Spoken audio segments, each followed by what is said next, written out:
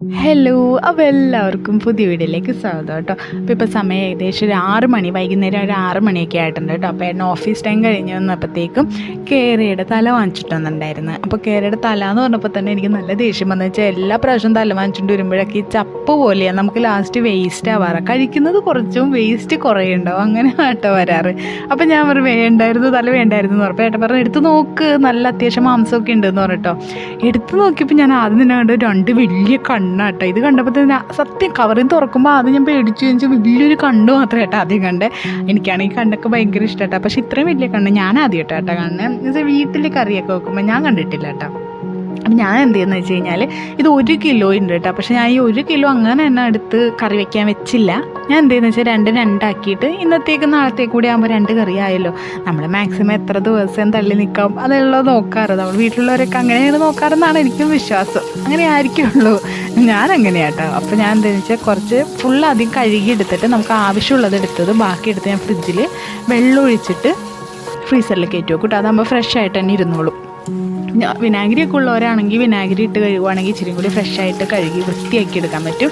ഇല്ലാന്നുള്ളവർക്ക് ഞാനിപ്പോൾ ചെയ്യണ പോലെ ഉപ്പൊക്കെ ഇട്ടിട്ടാണെങ്കിലും കഴുകി എടുത്താൽ മതി കേട്ടോ. അപ്പോൾ ഞാൻ എന്താണെന്ന് വെച്ചാൽ 2 കണ്ണുണ്ടെന്ന് പറഞ്ഞില്ല. അപ്പോൾ 2 കണ്ണിൽ 1 കണ്ണ് നാളത്തേക്കും 1 കണ്ണ് ഇന്നത്തേക്കും. അപ്പോൾ ഇന്നത്തെ കണ്ണ് ആർക്കാന്ന് നിങ്ങൾക്ക് അപ്പോൾ തന്നെ മനസ്സിലായേണ്ടല്ലോ. ഞാനാട്ടോ ഇങ്ങനെയുള്ള സാധനത്തിൻ്റെയൊക്കെ അഡിക്റ്റ്. എനിക്ക് ഭയങ്കര ഇഷ്ടമാണ് ഇങ്ങനത്തെ. ഇതിൻ്റെ ഉള്ളിൽ നിന്നൊരു ഫ്ലൂയിഡൊക്കെ കിട്ടത്തില്ല, എനിക്ക് ഭയങ്കര ഇഷ്ടമാട്ടോ ഇങ്ങനത്തെ ഫ്ലൂയിഡ്. അതേപോലെ പോർക്കിൻ്റെയൊക്കെ കറിയാണെന്നാണെങ്കിൽ എനിക്ക് ആ ഫ്ലഷിനേക്കാളും ഇഷ്ടം എനിക്ക് ആ ഒരു ഫ്ലൂയിഡ് പോലെ ടൈപ്പ് ഉണ്ടാവില്ലേ, അതൊക്കെ എനിക്ക് ഭയങ്കര ഇഷ്ടമാട്ടോ. അപ്പോൾ എനിക്ക് പൊതുവേ ഇങ്ങനെയുള്ള സാധനങ്ങളൊക്കെ ഇഷ്ടമാണ്. പിന്നെ കറിക്കായിട്ട് ഞാൻ എപ്പോഴും യൂസ് ചെയ്യാറ് മല്ലിപ്പൊടിയോ കാര്യങ്ങളൊന്നും ഞാൻ എന്താ പറയുക പുളി മുളക് ഇട്ട് വെക്കത്തില്ലേ, അങ്ങനെയൊന്നും ഞാൻ മല്ലിപ്പൊടി യൂസ് ചെയ്യാറില്ല കേട്ടോ. അപ്പോൾ എൻ്റെ ഷോർട്സൊക്കെ കണ്ടിട്ടുള്ളവർക്കാണെങ്കിൽ മനസ്സിലാവും ഞാൻ എപ്പോഴും ഉണ്ടാക്കുന്ന രീതി എങ്ങനെയാണെന്ന് കേട്ടോ. അപ്പോൾ ഉള്ളിയും പച്ചമുളകും വെളുത്തുള്ളിയും ഇട്ടിട്ട് ഞാൻ മിക്സിയിൽ ജസ്റ്റ് ഒന്ന് അടിച്ചാട്ടോ എടുക്കാറ്. ജസ്റ്റ് ഒന്ന് ക്രഷ് ചെയ്തെടുത്താൽ മതി.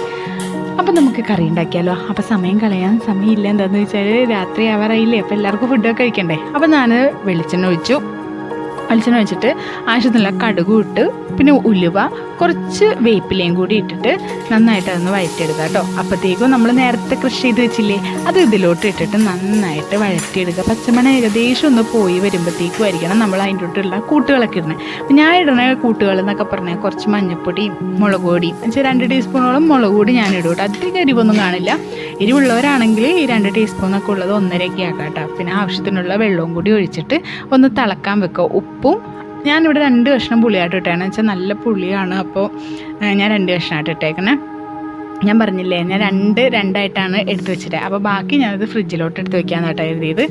ആ നേരം കൊണ്ട് ഞാൻ എന്തെന്ന് വെച്ച് കഴിഞ്ഞാൽ അരി വാർക്കാനുണ്ടായിരുന്നു. പണ്ടൊക്കെ അരി വാർക്കാന്നൊക്കെ പറഞ്ഞാൽ ഭയങ്കര പേടിയായിരുന്നു കേട്ടോ. എങ്ങനെ വന്നാലും ഒരു ഇത്തിരിയൊക്കെ വെളിയിലോട്ട് പോകുമായിരുന്നു. പക്ഷേ ഇപ്പോൾ എക്സ്പേർട്ടാട്ടോ ഞാൻ അരി വാർക്കണ കാര്യത്തിൽ. അപ്പോഴത്തേക്ക് നമ്മുടെ മീനൊക്കെ വാരിയിടാനുള്ള സമയമായിട്ടോ. നമ്മുടെ മീൻ നന്നായിട്ട് മുങ്ങിക്കിടക്കുന്ന രീതിയിലാട്ടോ ഞാൻ വെള്ളം ഒഴിച്ചത്. അല്ലെങ്കിൽ പിന്നെ മീൻ വേവിലൊന്നും അത് കേരയുടെ തലയും കൂടിയൊക്കെ ഏതാണ്ട് നല്ല വേവ് ഉണ്ടാവും. അത് വെച്ചാൽ ഇരിക്കും തോറും അത് ഉറച്ചേ വരുള്ളൂ കഷ്ണമൊക്കെ.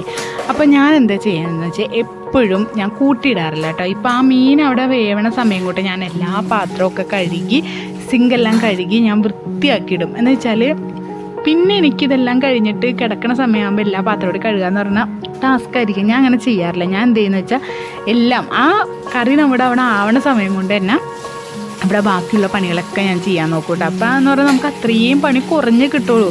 ചിലവരുണ്ട് ഏറ്റവും ലാസ്റ്റ് കൊണ്ടുപോയി ഇങ്ങനെ കൂട്ടിയിട്ട് എന്തിനാ അങ്ങനെ ചെയ്യണ ഒരു ആവശ്യമില്ല. നമ്മളിത് അപ്പം അങ്ങോട്ട് കഴുകി ഇടുവാണെന്നാണെങ്കിലില്ലേ അത്യാവശ്യം നമ്മുടെ എല്ലാ പണിയും കഴിയും. പിന്നെ ഞാൻ നോക്കുമ്പോഴത്തേക്കും നമുക്ക് ആ ഫുഡ് കഴിച്ച് കഴിയുമ്പോൾ കുറച്ച് സമയം കഴിക്കണ ആ ഒരു പ്ലേറ്റൊക്കെ ഉണ്ടാവില്ലേ, അതൊക്കെ ഉണ്ടാവുള്ളൂ കഴുകാനായിട്ട്. ഇപ്പം തന്നെ ആയിട്ടില്ല എൻ്റെ എല്ലാ പണിയും കഴിഞ്ഞു.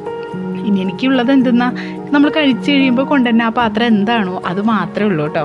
ഓൾമോസ്റ്റ് എല്ലാ പണിയും കഴിഞ്ഞു. അടിച്ച് വാരി അടുക്കള നല്ല വൃത്തിയാക്കി എനിക്ക് ഇടാൻ പറ്റും. നമ്മുടെ കൊച്ചടുക്കണയാണെങ്കിൽ നല്ല വൃത്തിയാക്കി ഞാൻ ഇടാൻ നോക്കാറുണ്ട് കേട്ടോ മാക്സിമം. അങ്ങനെ നമ്മുടെ കറിയൊക്കെ തിളച്ച് വറ്റി നല്ല കറക്റ്റ് പാകത്തിനൊക്കെ ആയിട്ടുണ്ട് കേട്ടോ.